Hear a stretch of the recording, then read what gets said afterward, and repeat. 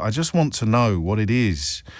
What's wrong with Peter Mandelson that his proximity to wealth boiled what is, by any account, an enormous brain so completely? Adam's in Manchester. Adam, what would you like to say? Hi, James. Big fan of yours. Thank you, mate.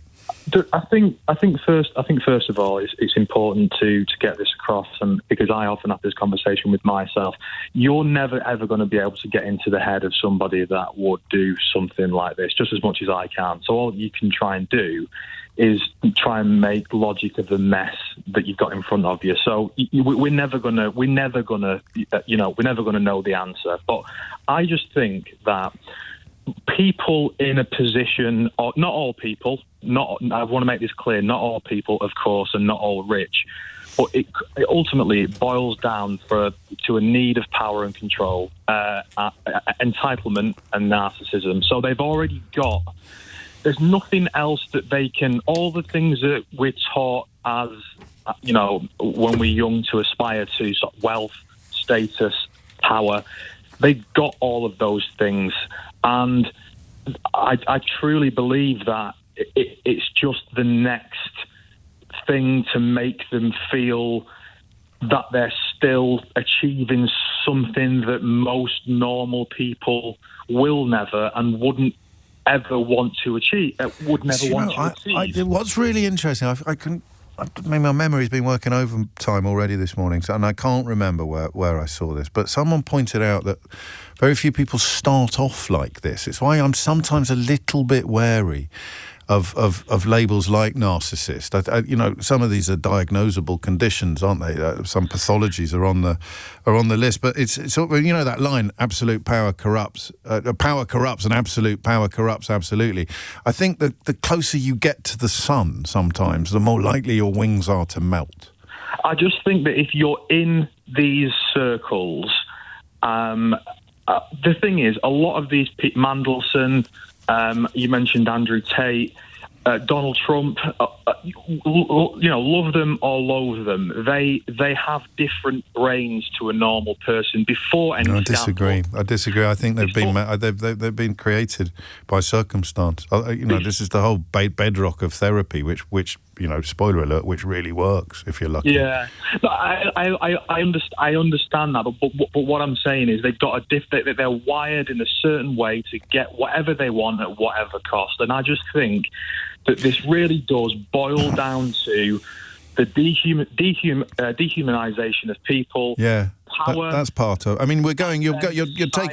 Yeah. You're taking us a little bit back to yesterday's territory, which is fine. There's still a lot to explore, but I'm more interested this morning in what this proximity to money does to people. It's like this, because this is where I think you can say, I would not be like that, or at least I think you can. If someone was making you rich, if they were giving you, I don't know what works in my world or in your world, if they were giving you share tips, or they were literally telling you every day a horse that wins a race, and the first time you put a few quid on it, you did it more in hope than expectation, and it came in, so you put half of that money on it the next time they gave you a tip, and that came in, and then a year later you're richer than your wildest dreams could ever have allowed. You've got a money machine. You're like Jack and the Beanstalk with a goose laying golden eggs. I don't think anybody is going to truly ever understand the mind of. Do you not? The mind of the so mind you're shooting my entire phone in stone dead at 28 minutes past 10 in the morning. No, not intentional. But what I'm saying is, a normal person is never going to be able to understand why anybody would do that, other than with money comes. Money is the root of all evil. Love of money is the root of all evil. If you're going to quote St. Paul, a Benedictine-educated boy, then you better quote it correctly, Adam. It's the love of money that is the root of all evil. And that actually contradicts what you've just said, because that means you can understand it.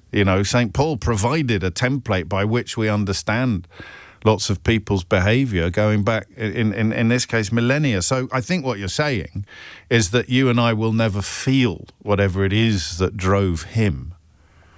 But we can perhaps use words to describe the thing we will never feel. And the closest we come at the moment is to this extraordinary reverence for wealth That line he said, and I should dig it out to get it exactly right, about being supremely comfortable. When he was on a yacht, wasn't he, with George Osborne and a Russian oligarch. It was a Russian oligarch's yacht. Do you know anyone like that?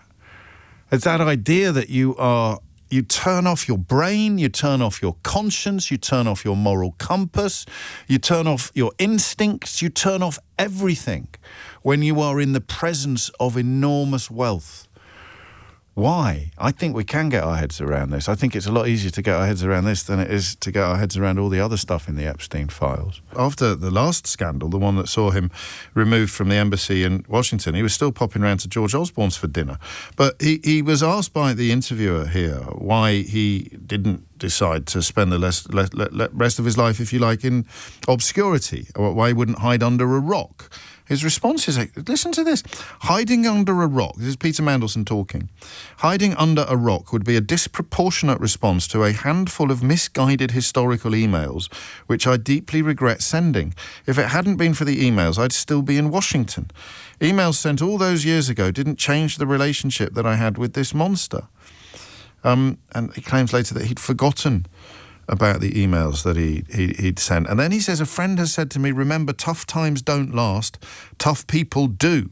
That's the belief I held on to. Someone else said, remember, you are the same person with the same knowledge and the same skills you had before this crisis hit you. There's no shame, is there?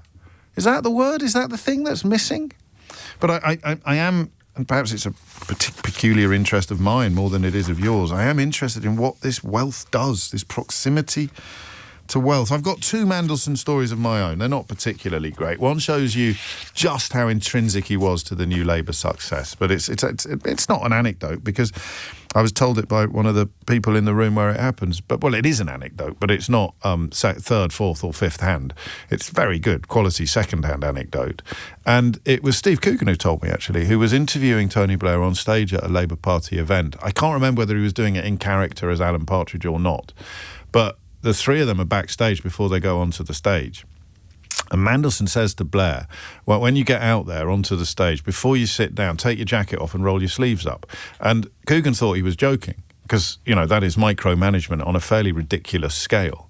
But they did it. They walked out onto the stage and Coogan's watching as Blair takes his jacket off, puts it on the back of the sofa, I think, or the chair that they were sitting on the stage. I think at party conference maybe, or somewhere like that. And then he rolls his sleeves up and sits down. So that's the level of influence that he had back in the day. And then the second anecdote is a slightly stranger one. When I got a message off a very close colleague and friend saying, oh, Mandelson's in the building and he really wants to meet you. And I thought, oh, well, that's interesting. This is like 5 years ago. So before the current round of scandal. And so I thought I'll pop downstairs. It was in this building. I'll pop downstairs and say hello. I'm slightly flattered that someone as important as Peter Mandelson has expressed a desire to meet your humble correspondent. But it was a strange... I said to my producer at the time, I said it was a weird experience that. I felt like I was almost sort of venturing into a web. It was like... I said, I can't get the words exactly right. It was like being summoned to a spider's web. That's the phrase I used, isn't it? To you. I said to you, it was like being summoned to a spider's web. And that is actually what it felt like. Sitting in the middle of this web, just... yes, as I said, these are not exactly earth-shattering or career-ending anecdotes, but they're part of this process that we're embarked upon today. Kaleem is in Manchester. Kaleem, what made you pick up the phone? Oh, good morning, James. How are you? Very well, mate. What's on your mind? Well, I think you have touched on, sort of the roots of the issues here. I think Mandelson, as a case in point, is somebody who was clearly very gifted in terms of his core competence, being a spin doctor. That's a phrase. That's a bit of management speak for us there. Core competence, nice one. Yeah, I mean, there's lots of people with high core competence who would never, ever dream of going on holiday with a paedophile. Correct. And I think the underside, the flip side of that coin is clearly a deep issues around sort of liking that high life, being close to power.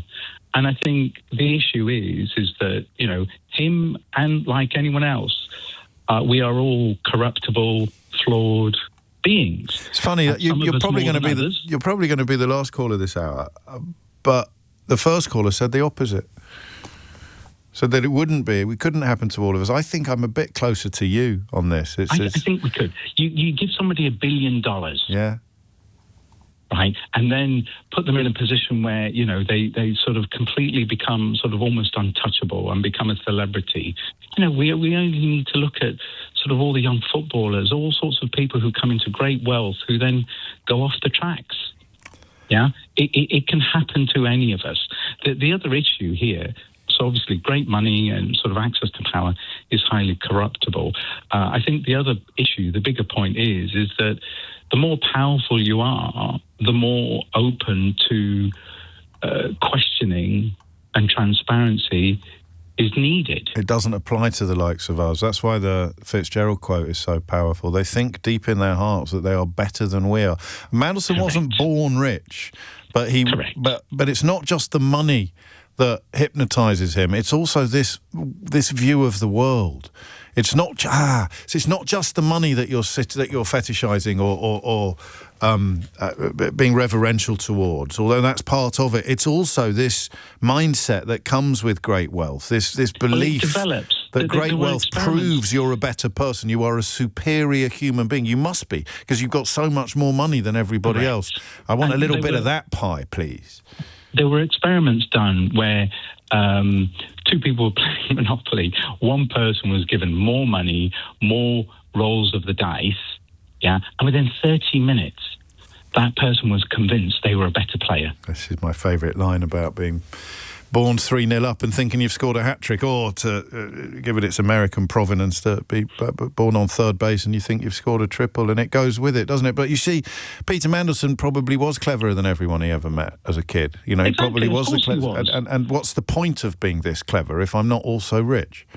This is about, as we've discussed before, yes, my ex-husband, who was convicted of computer child pornography, but as part of the bundle, which wasn't presented because he pleaded guilty, were actual elements of child sex abuse. Oh, God.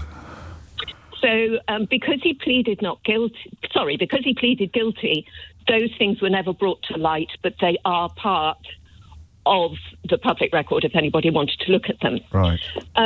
After his conviction, he moved back to the same area where we had lived before.